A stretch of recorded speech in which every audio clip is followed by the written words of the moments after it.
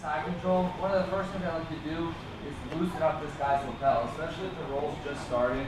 It's likely that his lapels are still tucked into his belt. I'm going to drop. I'm in side control. I'm going to drop to my hip. I'm putting this knee in his hip so he can't follow me. And I'm putting this kickstand out here. So if he tries to come into me hard and knock me over, I have my kickstand to base me out. That's all. Good side control, good pressure. I want to open his lapel up, so I'm going to drop to my hip. This gives me a good view of his lapel. So I'm just going to pull out this far side lapel. As I pull it out, I'm going to back up to my side control. As I'm coming back up, I'm going to scrape along his ribs with my knee and trap this arm between my knee and my elbow. I'm still holding onto this lapel. I'm going to reach it all the way through to my hand that's under his head. This is good control from here. Up to my knee on belly, and I'm going to change hands again. My hand that's behind the head is going to switch. Now I'm controlling with even more control. Use Jacob's own arm to help choke him. Right now I'm putting pressure in his throat with my wrist, the blade of my forearm. I'm going to pull his own arm all the way across. And now his shoulder and his bicep are pushing to the other side of his throat.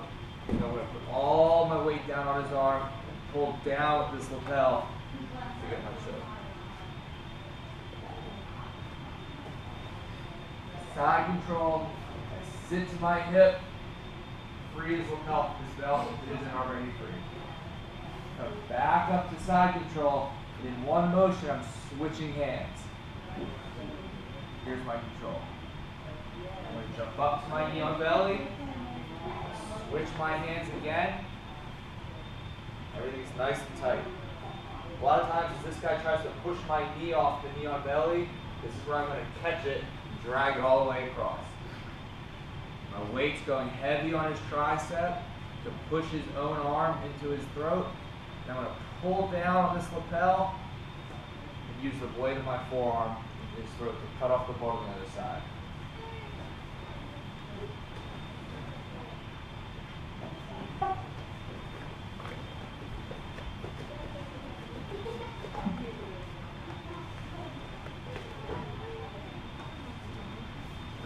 Questions? We want to see it again. Let's do it.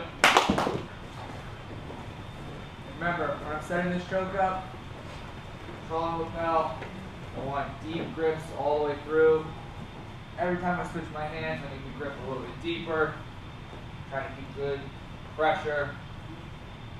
I can go back and forth in both directions.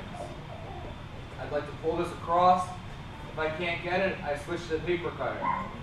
If I switch to the paper cutter, Jacob starts pushing his hand in, I can pull it across. I can go back and forth. As long as I have a tight grip with the lapel, I have good control here. It's very difficult for him to escape.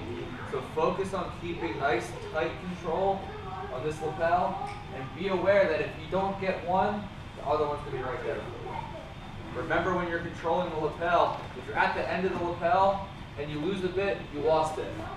If you're deep on the lapel and you lose a bit, you still have it. This is a choke in both directions. Either I do the arm across or use the paper cutter. I need very, very deep grips. If you're not finishing this, it means one or both of your grips is too shallow. So if you feel like you have it and you're not getting it, just re-attack. Deeper, deeper, deeper. Inch your way in tighter, tighter, tighter. Do you have any questions about this choke? No? Do mouthpiece, get a drink, we'll go.